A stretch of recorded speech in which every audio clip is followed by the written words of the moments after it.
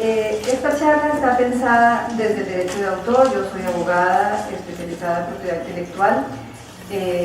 Espero poder satisfacer sus inquietudes y sus dudas. Haremos una presentación con este derrotero, inicialmente ubicando un poco el contexto de la sociedad del conocimiento y algunos elementos necesarios a considerar. Los presupuestos básicos del derecho de autor, aunque a veces los pasamos por alto pensando que son un hecho ya conocido, pues no, todavía nos sorprendemos cuando encontramos que hay más de un hecho cierto del derecho de autor que se confunde y se malentiende.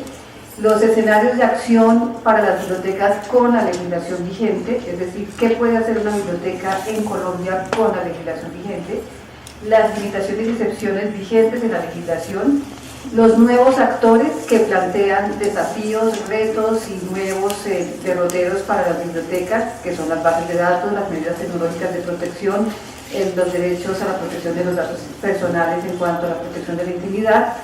Hablaremos del depósito legal digital en la perspectiva de su estado legal, es decir, la ausencia de una regulación legal del depósito legal digital en Colombia, y haremos alguna referencia por la importancia y la vigencia del tema, sobre todo en el entorno digital, respecto de las obras huérfanas, con la aclaración antecedente de que no tenemos ninguna normatividad en Colombia regulando el tema de las obras huérfanas.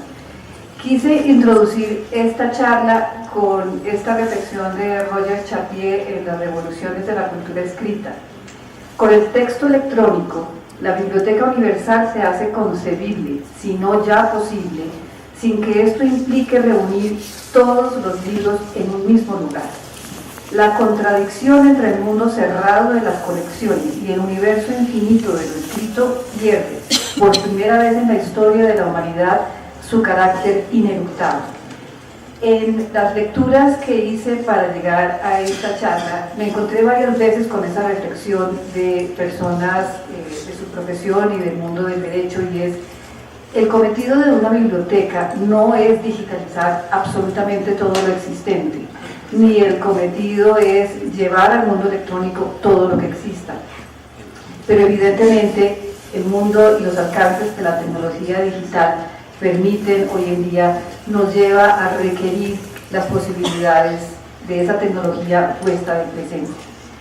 Más allá de los computadores, de las redes necesarias de fibra óptica, de la existencia de operadores de telecomunicaciones, de computadores y terminales en los hogares y en las instituciones, de contratos de acceso a Internet, más allá de toda esta infraestructura tecnológica absolutamente necesaria para que podamos llegar a reputar en algún momento que hacemos parte de la sociedad de la información o de la sociedad del conocimiento, desde lo jurídico hay algunos elementos o presupuestos absolutamente necesarios para hablar de una sociedad del conocimiento y de la difusión del conocimiento en dicha sociedad.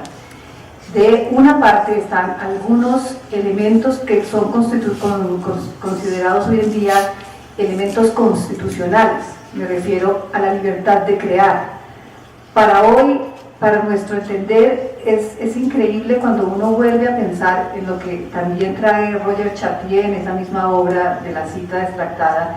Es increíble pensar que en alguna época no se nos permitiera crear y no se nos permitiera expresar lo que creamos, y no hubiera una reglamentación jurídica que le permitiera a las personas difundir su pensamiento, el pensamiento plasmado en un escrito, en una obra literaria, plasmado en un conjunto de sonidos con palabras, como es una obra musical, plasmado en un conjunto de trazos, de colores, como es una obra pictórica, o en una figura tridimensional, como es una obra escultórica, que no fuera posible para las personas que un derecho, que una norma legal amparara esa posibilidad de crear y de expresar y de proteger esa creación. Y esa es la virtud del derecho de autor. La libertad de expresar, de decir lo que pienso, y de decir lo que pienso en cualquiera de las formas de expresión, de difundir mi pensamiento, de informarme y de ser informado, Son todos elementos que encuentran un partner, un socio, un necesario respaldo en el derecho de autor sobre las creaciones intelectuales y artísticas de cualquier clase. Si no fuera por el derecho de autor, quizá hoy en día todavía estaríamos en la época del oscurantismo, estaríamos regidos por las normas en las que apenas unas cuantas personas, los reyes, los gobernantes, los poderosos, los tiranos, o las curias o las diferentes religiones nos dictaran qué es lo que pudiéramos estar escribiendo, diciendo, qué discurso pudiéramos entregar al mundo y qué pudiéramos acceder al conocimiento. Esa es una, repito, de las virtudes importantes del derecho de autor.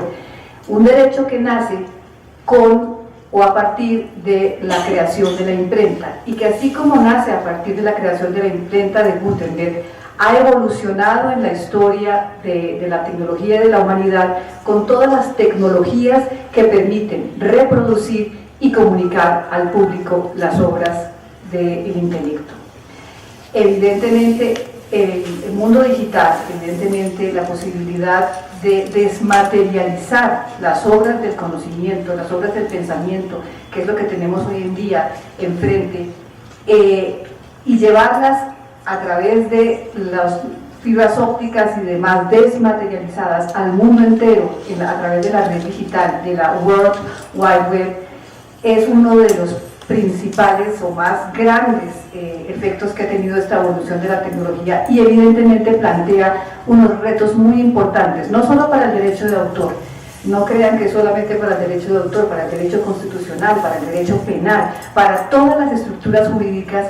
El hecho de la tecnología y de la digitalización ha traído toda una cantidad de retos, de reflexiones, de replanteamientos que evidentemente nos llevan a una situación de transición en muchas áreas del derecho. El derecho de autor no es ajeno a esa transición. Debemos reconocer que la legislación colombiana, a pesar de ser una legislación de vanguardia, carece todavía de muchos de los instrumentos que le permitan a las bibliotecas enfrentar con toda la holgura el desafío digital, pero también tenemos que reconocer que las bases de nuestra legislación son también sólidas y bien importantes y bien generosas para con la protección de los derechos de los autores. Partimos entonces de explicar algunos presupuestos básicos para el derecho de autor. Quise, siguiendo el consejo de un profesional economista que ustedes escucharon esta mañana, Bernardo, quise seguir su ejemplo y su recomendación de no ser demasiado jurídica y usar una terminología un poco coloquial. Por eso estas frases que más parecen literarias, entre comillas, que jurídicas. Obras son amores y no buenas ideas, una cosa que ya no es una cosa. Aquí quiero plantear dos reflexiones. Primero, lo que protege el derecho de autor no son las ideas, son las obras. Es decir, el derecho de autor protege la forma en que las ideas y los pensamientos se concretan, no el contenido conceptual o ideológico que subyace o está imbuido dentro de una obra. Eso es bien importante porque está demarcando la posibilidad de que el conocimiento no se puede encerrar bajo una protección de una idea, no porque una persona haya manifestado una idea, ella puede ser la única que lo haga, pero sí esa persona es la dueña de esa forma de expresión en particular. Me refiero al texto, me refiero a la obra pictórica en particular, a ese conjunto de palabras que constituyen la obra literaria. Cuando digo literario, estoy haciéndolo en el sentido del derecho de autor, de cualquier cosa que se exprese en la forma escrita a través de cualquier lenguaje, no solamente en el contenido de las obras de la literatura. Es decir, todos los textos de cualquier índole que quepan dentro de un lenguaje, que estén expresados en un lenguaje, son obras protegidas por el derecho de autor. Una cosa que ya no es una cosa, es una referencia a la desmaterialización que vivimos hoy en día de las obras.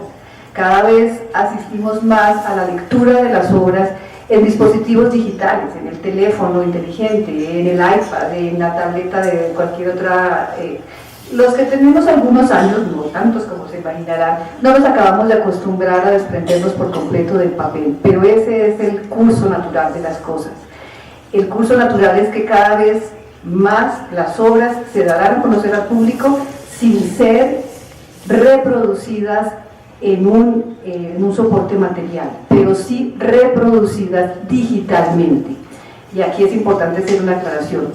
El hecho de digitalizar una obra, el hecho de tomar una obra y llevarla del contenido de soporte material, del papel o de cualquier soporte material, a la memoria interna de cualquier tipo de dispositivo que permita almacenar digitalmente el contenido, es una forma de reproducción. Y eso es bien importante cuando vayamos a mirar cuándo se ejercen actos de reproducción y cuándo y en qué medida se pueden hacer. Detrás de cada obra hay una buena persona y es un autor o unos autores. Las obras no nacen solas ni nacen de la gestión de las instituciones como tal. Las obras requieren de autores, de personas de carne y hueso para ser creadas. Y es a esas personas a las que se confieren los derechos que la legislación de derechos de autor crea y concibe y confiere. Puede ser un solo autor en una obra o pueden ser varios autores en una obra. Pero no siempre los autores se quedan o detentan los derechos. A veces, depende de circunstancias contractuales o de la forma en que la obra haya sido creada, los derechos que primigeniamente son del autor o de los autores se transfieren a otras personas naturales o a empresas, personas públicas o privadas, que se hacen titulares de los derechos de autor. Por eso oímos hablar de los derechos de los autores o de los titulares. Y es necesario atender a qué derechos tienen estas personas para saber qué actos podemos realizar con las obras. Los derechos sobre la obra no están en el papel. Aquí quiero separar el concepto del contenido que soporta la obra en un momento dado, perdón, del soporte material que contiene la obra en un momento dado, de los derechos que la contienen. Cuando yo compro un libro, no adquiero más que la posibilidad de usar ese libro. Lo puedo usar como mesa, lo puedo usar como texto, lo puedo usar como fuente de conocimiento, o puedo decidir que es muy malo y usarlo como combustible para la chimenea. Esa es mi prerrogativa respecto del soporte material que contiene esas letras y esas ideas allí contenidas. Yo no tengo los derechos que el derecho de autor ha conferido sobre esa obra al autor o titulares. Y es bien importante también tener en cuenta esto. ¿Por qué? Porque las bibliotecas todos los días adquieren ejemplares de obras. Es más importante esa diferencia incluso en el mundo digital, porque la biblioteca adquiere, por ejemplo, bases de datos que contienen muchísimas obras, y los derechos que estén referidos a esas obras, la posibilidad de reproducir digital o materialmente, la posibilidad de comunicar al público por los medios tradicionales, la radiodifusión o por el medio que nos ocupa aquí, el medio digital, son posibilidades que no vienen de facto con la adquisición de la licencia o con la adquisición del ejemplar físico. Para adquirir esos otros derechos se requieren otros pasos distintos que no están dados por el hecho de pagar los 20.000, 40.000 pesos que cueste la obra, o del simple hecho de adquirir la suscripción sobre la licencia de las bases de datos. Sobre esto nos referimos más en detalle. Copiar, digitalizar, ahí el dilema, y es para referirnos al derecho de reproducción. Reproducir una obra es uno de los derechos, es el primer derecho de autor que nació en la posibilidad de reproducir en el mundo material. Como les decía, hoy en día hablamos de la reproducción digital. Para reproducir una obra en más de un ejemplar se requiere de un permiso especial, máxime si se va a hacer ya por fuera de la única excepción que existe de reproducción en un solo ejemplar, por una sola copia, para el interesado, siendo el interesado una persona, ciudadano común y corriente, no una institución. ¿Qué me lleva a pensar esto?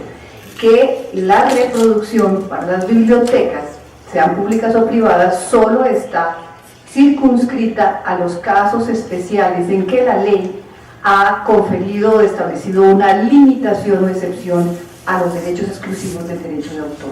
Y lo mismo pasa con la comunicación pública. Es más, hoy en día es más importante en el ambiente digital el derecho de comunicación pública que el de reproducción. Evidentemente, para comunicar una obra al público en el ambiente digital es necesario antes tenerla digitalizada, es decir, tenerla reproducida y contenida en la memoria del dispositivo.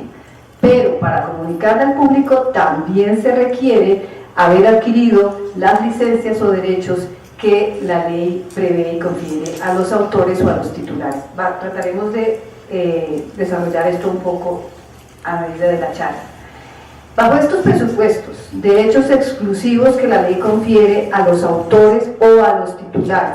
¿Se acuerda que les decía que las personas, los autores no siempre son los titulares, puede haber autores y o titulares? Bajo estos presupuestos, ¿cuáles son los escenarios en los que una biblioteca en Colombia hoy en día puede estar reproduciendo o comunicando obras al público? Cuando digo reproduciendo, estoy hablando de la posibilidad de reproducir físicamente con la fotocopiadora o de digitalizar por medio del escáner o dispositivo similar para llevar a la memoria de computadores o de servidores.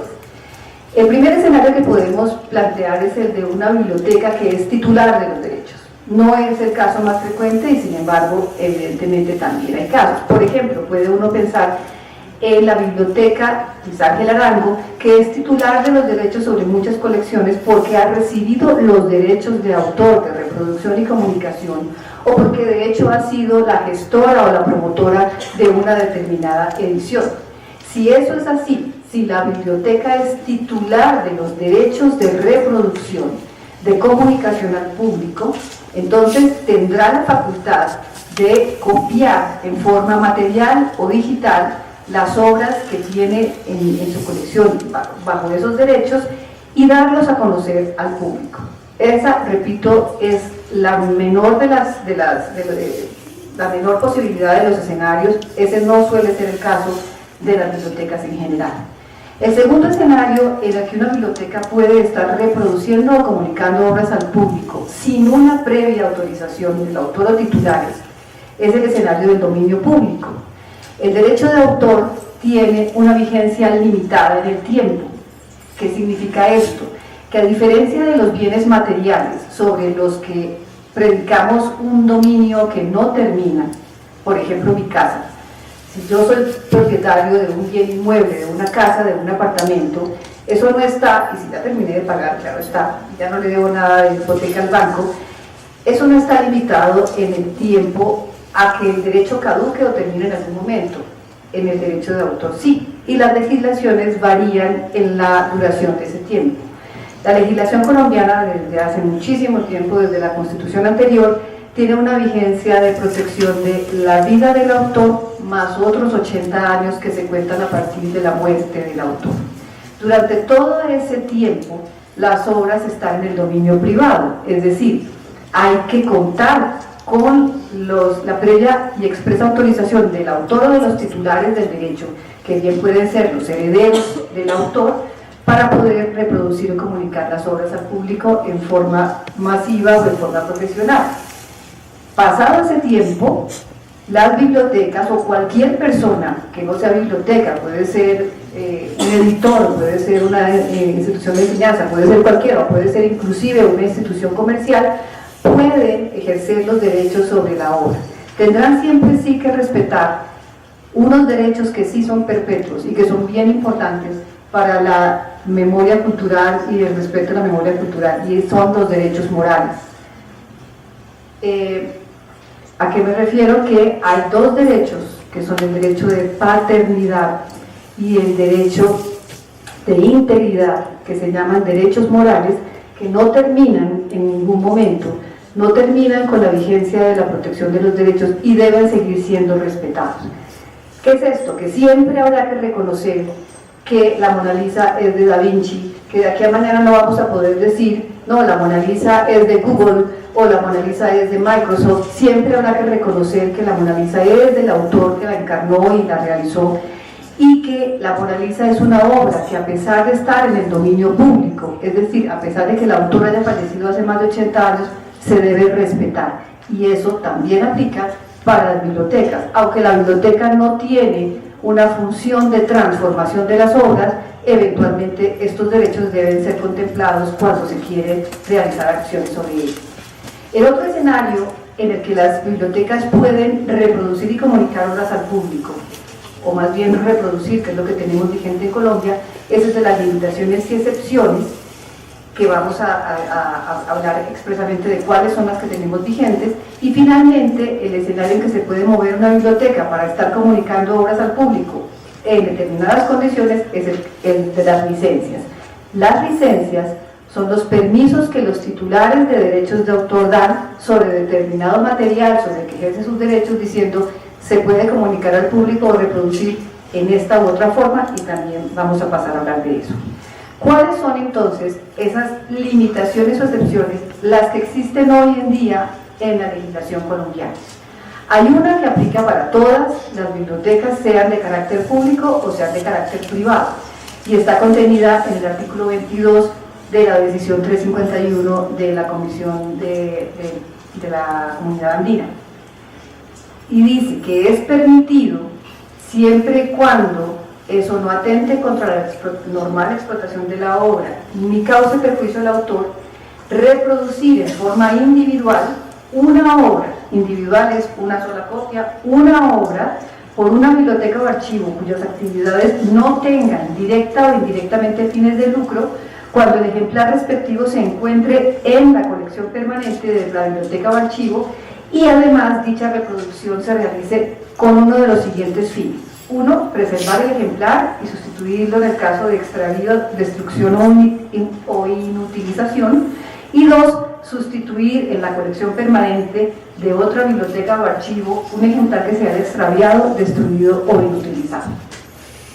Esta excepción o limitación es muy precisa y puedo coincidir con ustedes un poco precaria. Esta excepción no me permite para nada actuar en el mundo digital. No está pensada para el mundo digital. De hecho, esta norma es anterior a las normas que nos han llevado al mundo digital en la legislación colombiana. Me explico. La decisión 351 de la Comunidad Andina se expidió en diciembre de 1993.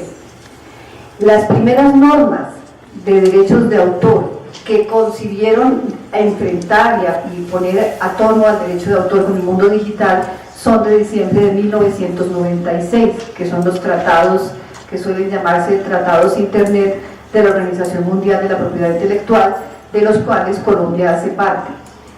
Cuando esta norma se expidió, solamente estábamos pensando en el mundo analógico. No existe una norma que permita reproducir digitalmente bajo estas consideraciones a una biblioteca en Colombia. Eso, a mi modo de ver, es la interpretación necesaria por la vigencia de las normas en el tiempo y la sucesión de las normas en el tiempo.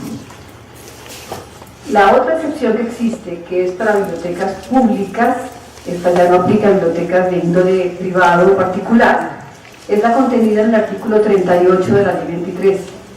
Las bibliotecas públicas pueden reproducir para el uso exclusivo de sus lectores, y cuando ello sea necesario para su conservación o para el servicio de préstamos a otras bibliotecas, también públicas, una copia de obras protegidas depositadas en sus colecciones o archivos que se encuentran agotadas en el mercado local, obras que están catalogadas pero que no están accesibles en el mercado. Estas copias pueden ser también reproducidas en una sola copia por la biblioteca que las reciba en caso de que ello sea necesario para su conservación y con el único fin de que ellas sean utilizadas para sus lectores. Hace un rato hablaba con alguien sobre esta posibilidad y cabe la posibilidad, ojo, para bibliotecas públicas, no me cabría para una universidad, biblioteca de una universidad, por ejemplo, de carácter particular. Es decir, es la forma en que se puede nutrir la colección de una biblioteca pública con el préstamo de parte de otra biblioteca, pero necesariamente pública. Y hay una limitación, excepción, solamente aplicable para la Biblioteca Nacional, nuestro anfitrión de hoy, que está contenida en el artículo 32 del decreto 460 del 95, norma que regula en extenso el depósito legal. Con el único propósito de procurar la mejor conservación de las obras o producciones depositadas, actualizándolas de acuerdo con las tecnologías existentes, la Biblioteca Nacional de Colombia podrá efectuar una reproducción de los ejemplares allí entregados. Y esto también permitiría pensar, por la forma en que está redactada la norma, que eventualmente la biblioteca podría modificar el formato de la reproducción.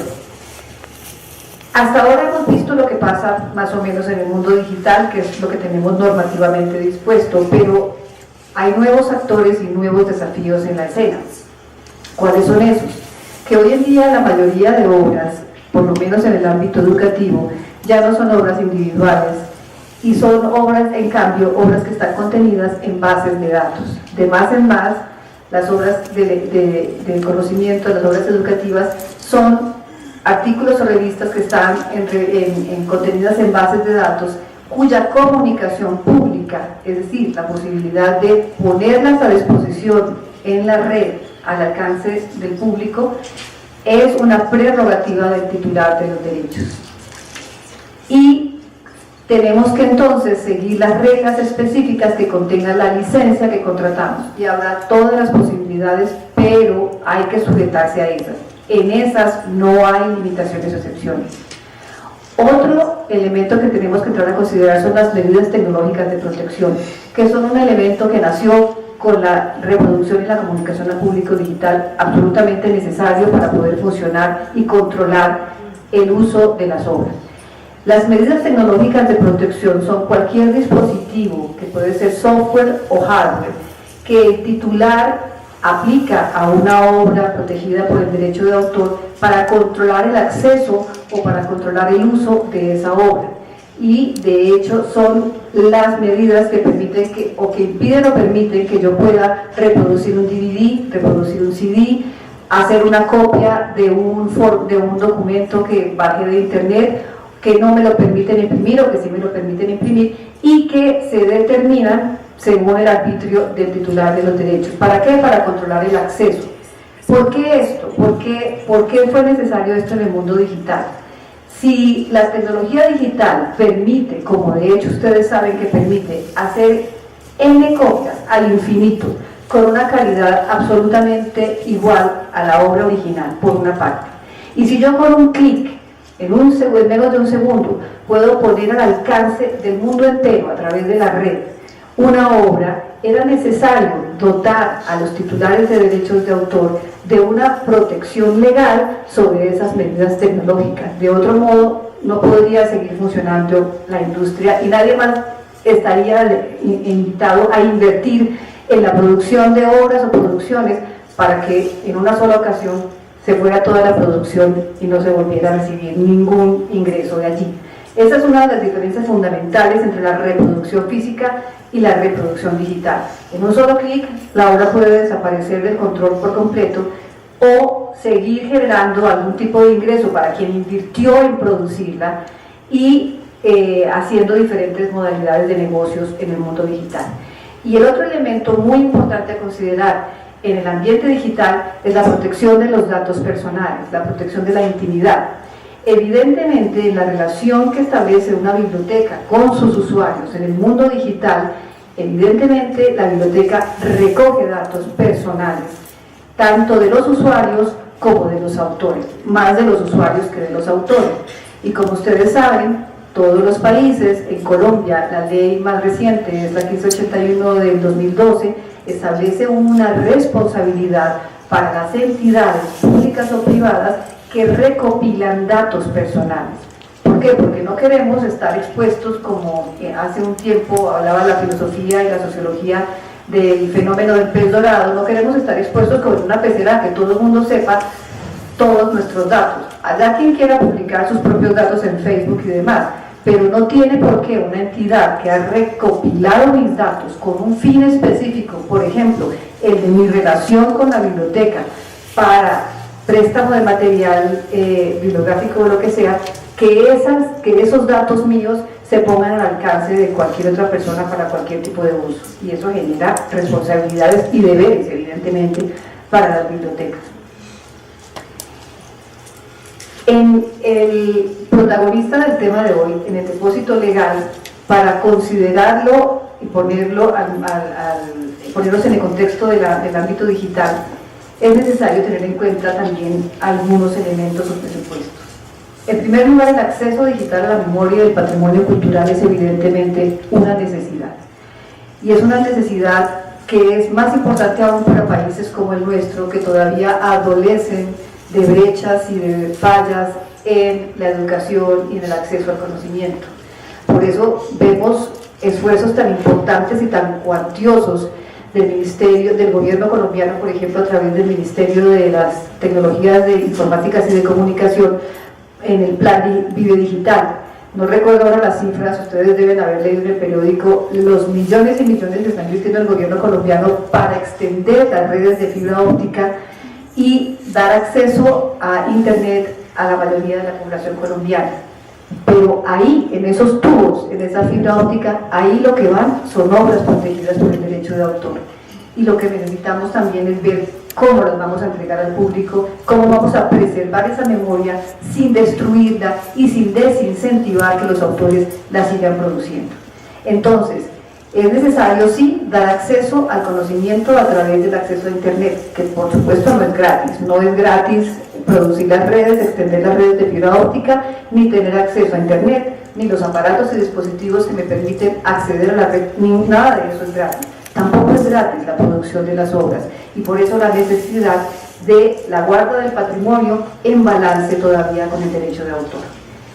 Y es en ese escenario en el que las normas que modifiquen o que actualicen el depósito legal para el entorno digital deben en todo caso contemplar, para las limitaciones o excepciones necesarias, seguir el cumplimiento de la regla de los 3 pasos. Ese es un aspecto fundamental que está presente innecesariamente en todos los países miembros del Convenio de Berna, de la Organización Mundial de Comercio y de los que vengan a suscribir el Tratado de Marrakech, recientemente adoptado en junio para la puesta a disposición al público de obras para discapacitados visuales. En ese mismo escenario, una norma o un conjunto de normas que actualicen el tema del depósito legal deberá tener en cuenta que para la preservación de ese material se deberá, por ejemplo, establecer la limitación o la excepción que obligue a los editores a entregar sus obras a la entidad encargada del depósito legal en Colombia, la Biblioteca Nacional, sin medidas tecnológicas de protección. Pero eso tendrá que hacerlo el legislador. Las limitaciones o excepciones, y esto sí es algo completamente jurídico, en un país como el nuestro solamente pueden estar expedidas por el legislador o mediante una facultad que el legislador expresamente haya concedido. Esa, por ejemplo, sería una necesidad para la Biblioteca Nacional, que se obliga a los editores a entregar las obras así, o que se les permita, respecto de obras que ya hayan sido entregadas con medidas tecnológicas de protección, el deshabilitarlas o eludirlas para poder mantener el acceso a esas obras, razón de ser del depósito legal. No para comunicarlas al público, que es otro asunto diferente. Y en la indexación, en la catalogación de las obras, en lo digital será necesario también establecer excepciones o tener mucho cuidado con el manejo de los extractos o los snippets o los pedacitos de obra que pueden ser utilizados para mostrar, para ejemplificar o para mostrar de qué se trata y qué es lo que contiene la obra. Esos breves extractos pues son un pedacito de la obra que se salen del derecho de cita cuando quien los utiliza no es una persona privada, sino es una entidad o una institución. Cuando hablábamos de las bases de datos que plantean nuevos retos para el entorno digital, para las bibliotecas, podemos enfrentar distintas posibilidades y que caben todas las que el titular de derechos quiera.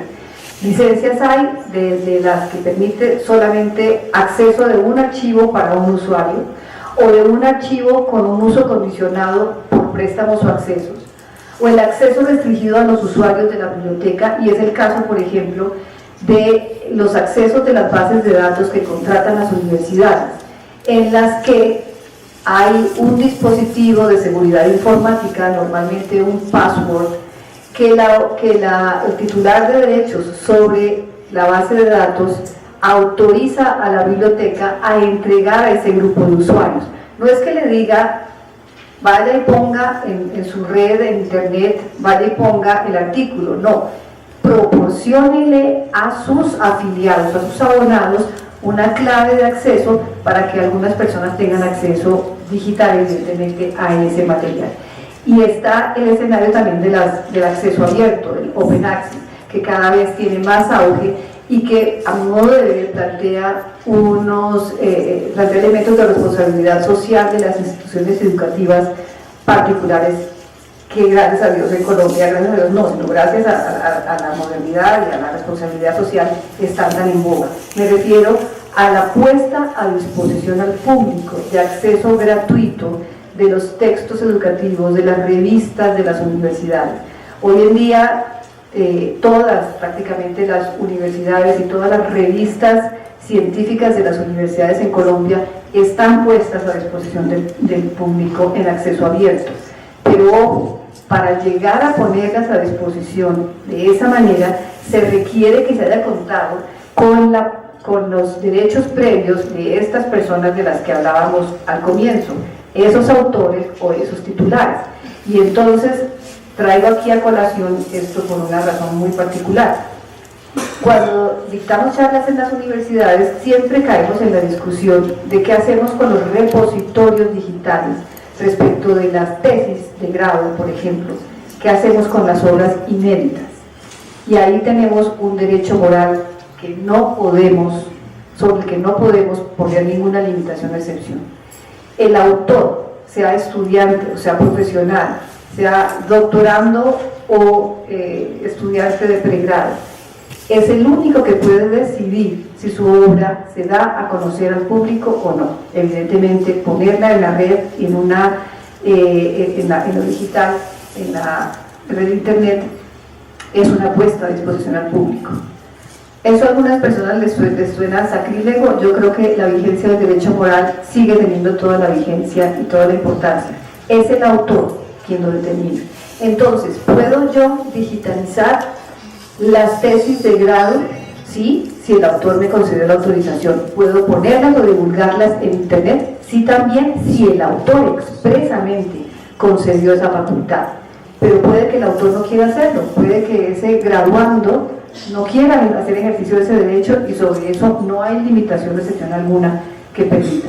Y en esa cadena necesaria de derechos morales y patrimoniales, de derecho de paternidad e integridad, o de derecho de reproducción, comunicación al público, habrá que ser diligente y cuidadoso para que se tomen las medidas necesarias y se llegue a la puesta a disposición al público gratuito, como quisiéramos todos, de las revistas.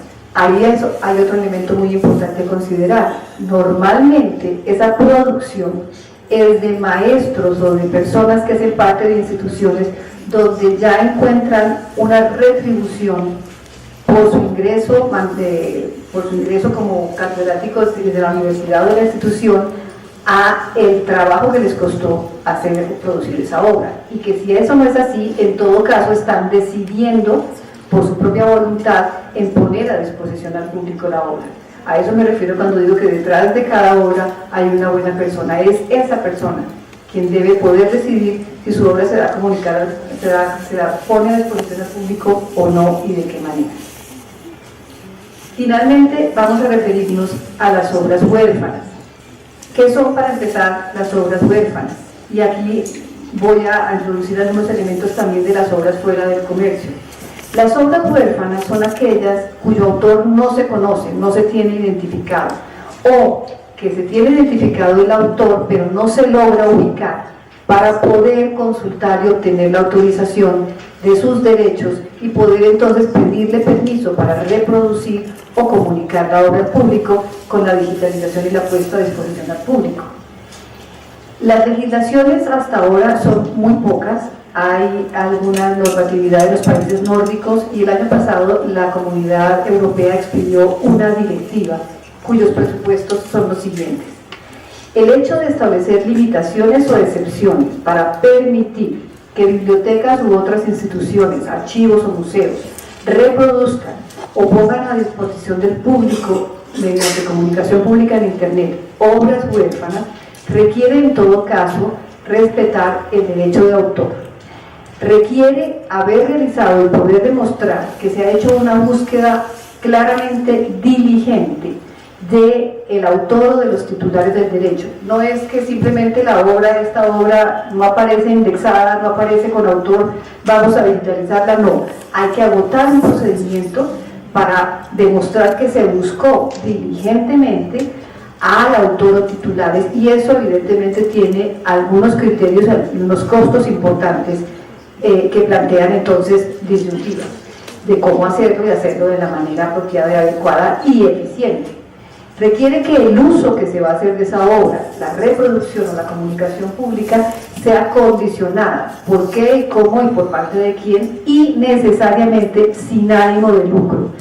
Las limitaciones o excepciones que se han concebido, como repito, en los países nórdicos y en la Comunidad Europea, exigen que sea sin ánimo de lucro, no son para uso comercial. Y cuando digo esto, estoy pensando, y los llevo a ustedes a pensar en el proyecto Google, que no es una entidad ajena al interés comercial, que con su proyecto de Google Books, de digitalizar masivamente el conocimiento humano, no nos estaba haciendo a todos un favor, sino estableciendo un modelo de negocio en el que iba a cobrar evidentemente a posteriori por esa labor de digitalización.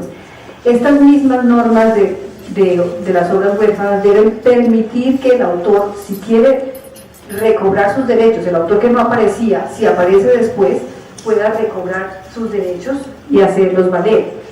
En esta posibilidad del uso de obras huérfanas cobran vital importancia todas las bases de datos que involucran la catalogación de los datos de la obra y de los datos del autor, y cobran vigencia las normas del derecho de autor que dan protección a esas bases de datos.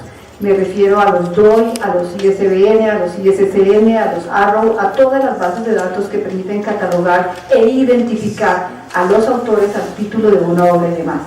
Finalmente cobran fundamental importancia en la posibilidad del uso, reproducción y digitalización de obras huérfanas las sociedades de gestión colectiva. Toda esa labor de hacer una búsqueda diligente, de negociar eventualmente con los autores, o de hacer uso masivamente de las obras huérfanas o de las obras que están fuera del comercio, requiere de una infraestructura en la que las sociedades de gestión colectiva ya han avanzado en su actuar y en la experiencia y demás. Es evidente que en eso también la legislación colombiana tendría que ponerse al día, estableciendo nuevas responsabilidades y nuevos alcances para las sociedades de gestión colectiva. Como les digo, no hay nada de esto todavía en Colombia. Esos serían retos a considerar para un futuro, y sin embargo serían retos que no se sabe hasta dónde sean necesarios. El mismo tema admite discusión. Veían estos días los antecedentes de la directiva europea, y mientras Google dice que un 70 o 72% del conocimiento publicado en el mundo está como obra huérfana, hay otros actores que dicen no, ese porcentaje no es cierto, hay apenas un porcentaje de un 20%. Sin embargo, sí hay necesidades sentidas. Yo conozco de cerca el caso del centro que hace parte de la Biblioteca Nacional de la Memoria Musical, que tiene una cantidad de obras que están en esta condición, y que a pesar de haber hecho estas gestiones de búsqueda diligente, se queda en un momento dado bloqueada porque no hay una norma en la legislación colombiana que le permita hacer esto que resumimos acá, que es lo que la directiva europea expidió el año pasado, para poder rescatar esas obras y ponerlas a disposición del público en aras de cumplir con los cometidos fundamentales de la razón de ser del depósito legal, de la conservación del patrimonio bibliográfico, cultural y documental. Hasta aquí llego yo con mi exposición, y no sé si tengamos tiempo para algunas preguntas, ustedes me dirán. Gracias, doctora Melo. Tenemos 3 preguntas.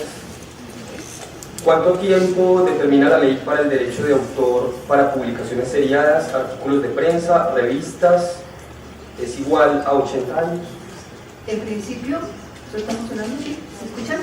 Sí, en principio la legislación colombiana no diferencia entre tipos de obra o categorías de obra para definir el término de protección. Entonces digo, en principio, todas las obras protegidas por el derecho de autor están protegidas por la vigencia de la vida del autor y 80 años más. Pero sobre las obras, sobre los artículos de prensa, hay una consideración en particular. La legislación de derechos de autor no considera que las noticias como meros hechos o acontecimientos de actualidad sean obras protegidas. Sí lo es lo que pueda ser considerado una obra que refleja un acontecimiento de actualidad. ¿De qué estoy hablando? Un hecho de actualidad pudo haber sido en su momento la historia del náufrago que derivó en la obra de nuestro premio Nobel, Relatos de un náufrago. Ese hecho o acontecimiento de actualidad evidentemente fue puesto en conocimiento del público a través de la libertad de información por muchos medios de comunicación. Cosa distinta es la obra que el Nobel García Márquez realiza a partir de los relatos del náufrago, que sí es una obra protegida. Entonces, ¿qué estoy diciendo? Yo puedo hacer referencia a los acontecimientos de actualidad, no significa con eso que pueda reproducir las crónicas que reproducen o que utilizan esos acontecimientos de actualidad, y en esa medida puedo tener algún alcance de margen con las noticias de artículos de prensa.